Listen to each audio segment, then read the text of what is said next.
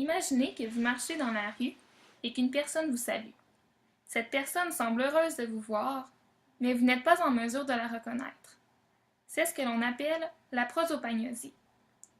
La prosopagnosie vient des mots grecs prosopon, qui signifie visage, et agnosia, qui signifie la non-reconnaissance.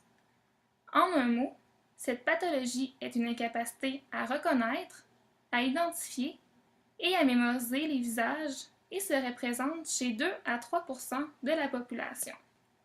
Comparons maintenant les deux types de prosopagnosie. Il existe deux types de prosopagnosie, la forme acquise et la forme congénitale. La forme acquise survient suite à une lésion cérébrale au niveau de la région occipito-temporale. Habituellement, cette lésion se situe du côté de l'hémisphère droit et peut être associée à un AVC de type ischémique ou hémorragique au niveau des artères postérieures ou à un événement traumatisant comme un accident, une blessure à la tête ou une complication chirurgicale. Pour ce qui est de la forme congénitale, elle est présente dès la naissance et n'est pas en lien avec un traumatisme. Elle serait plutôt associée à un gène qui est toujours inconnu. D'ailleurs, plusieurs études suggèrent une diminution de la matière grise dans les régions responsables du traitement de l'information du visage. Comme ces personnes sont atteintes depuis la naissance, celles-ci ont développé des stratégies pour identifier les personnes de leur entourage. Par exemple, elles peuvent s'attarder sur les caractéristiques spécifiques d'une personne, comme la voix, la corpulence, la couleur des cheveux ou les expressions faciales telles que le sourire.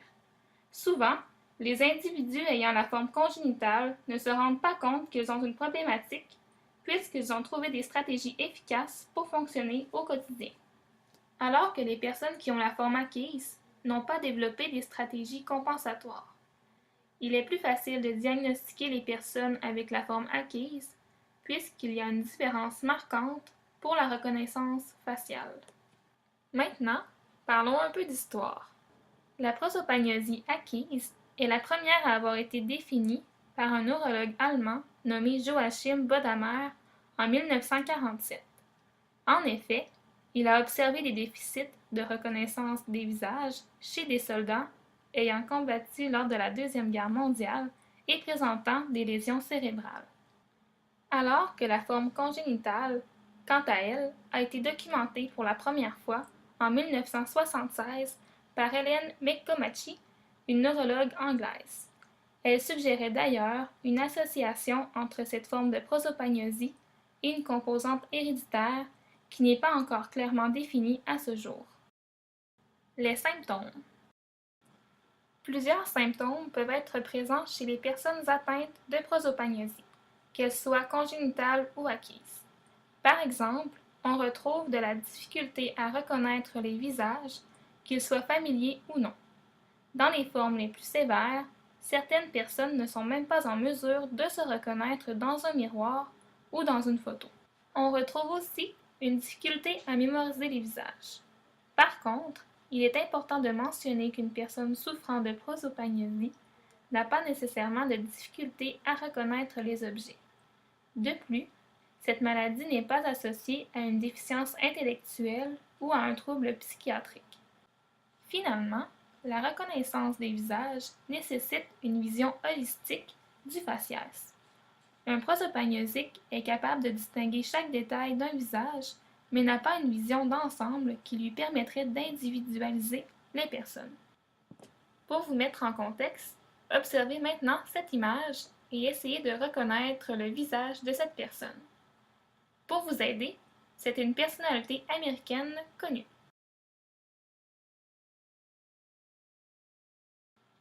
Pour les personnes qui n'ont pas été en mesure de reconnaître cette personnalité, il s'agit de Brad Pitt. Vous avez probablement porté attention à chaque détail du visage pour reconnaître la personne. C'est de cette façon qu'une personne prosopagnosique analyse un visage. Comment est-il possible de diagnostiquer la prosopagnosie? Il existe plusieurs outils pour diagnostiquer la prosopagnosie. Par exemple, il y a le test de reconnaissance de visage familier. Ce test consiste à présenter 20 visages de célébrités et 20 visages qui ne sont pas familiers à la personne. Le participant doit ensuite dire s'il reconnaît le visage qui lui est présenté. Si c'est le cas, il doit dire de qui il s'agit ou donner des informations sur cette personne, s'il ne connaît pas le nom précis associé à l'image. Par exemple, si l'on montre le visage de Barack Obama, le participant devrait être en mesure de nous dire qu'il s'agit d'Obama ou qu'il est président des États-Unis. Il est aussi possible d'utiliser le test de mémorisation des visages non familiers. Il consiste à présenter aux participants un visage modèle sous 3 angles différents. Par la suite, le participant doit trouver ce visage modèle parmi 3 visages différents, et ce pour 3 séquences ayant différentes orientations. L'expérience est ensuite répétée pour 5 autres visages modèles. Voici un exemple du test de mémorisation des visages non familiers basé sur le test de l'Université de Cambridge. Observez ces 3 visages et mémorisez-les.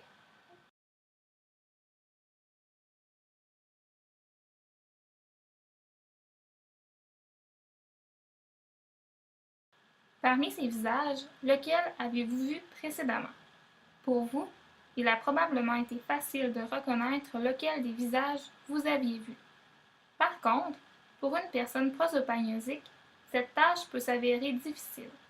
Mentionnons que le test de mémorisation des visages compte plusieurs étapes et que ceci n'est qu'un exemple. Observons maintenant quelles régions du cerveau sont associées à la reconnaissance des visages.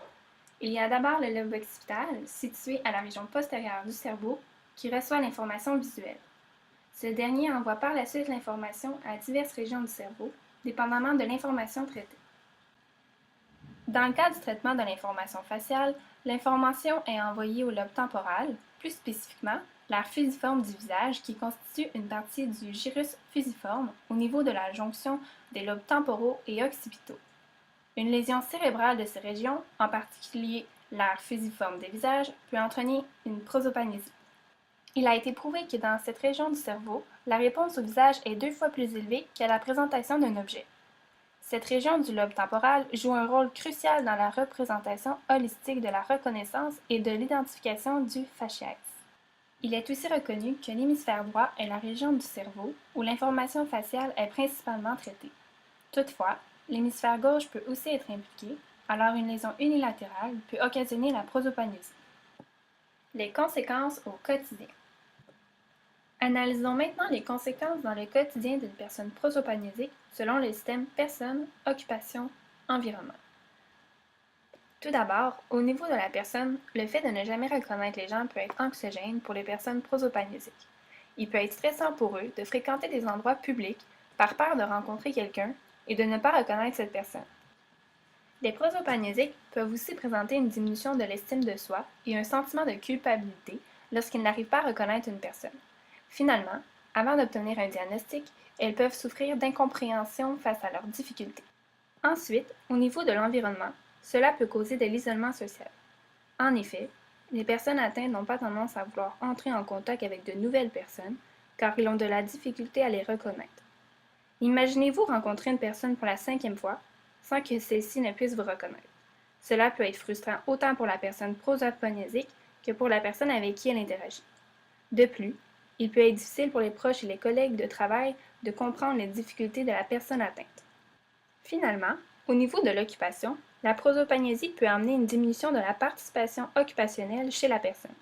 En effet, les personnes atteintes peuvent éviter de faire certaines activités qui impliquent le contact avec d'autres individus. Aussi, elles peuvent présenter des difficultés à trouver et à conserver un emploi. Les traitements. Malheureusement, aucun traitement pharmacologique ou chirurgical n'existe à ce jour pour traiter la prosopagnosie. Par contre, Lucia Garrido et Joe Degutis, tous deux psychologues de l'Université d'Harvard, travaillent présentement dans le développement d'un traitement pour améliorer la capacité des prosopagnosiques à reconnaître les visages. Ils ont conçu un programme d'exercice qui consiste à identifier des visages presque identiques qui diffèrent seulement par les bouches et les sourcils. Ainsi, les personnes atteintes de prosopagnosie doivent catégoriser les visages. Il a été possible d'observer une amélioration dans la reconnaissance faciale, mais toutefois, après quelques mois, l'amélioration de la reconnaissance du faciès diminue. Finalement, des approches adaptatives peuvent être utilisées afin de limiter les impacts de la maladie sur le quotidien de la personne atteinte. Le rôle de l'ergothérapeute. Ces approches adaptatives peuvent être enseignées par l'ergothérapeute. Par exemple, on peut enseigner aux clients des stratégies compensatoires, comme se faire une liste mentale des particularités d'une personne lors d'une première rencontre, pour ainsi les aider à les reconnaître par la suite.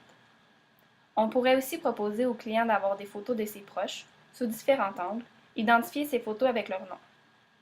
Ces enseignements pourraient être faits de façon individuelle ou en groupe. Finalement, l'ergothérapeute pourrait faire de l'enseignement aux proches pour leur expliquer la maladie et des façons d'aider leurs proches atteints.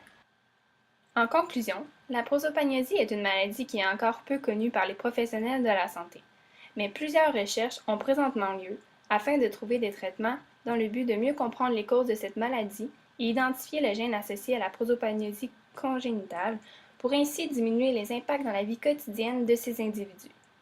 Nous espérons vous avoir éclairé par rapport à la prosopagnosie.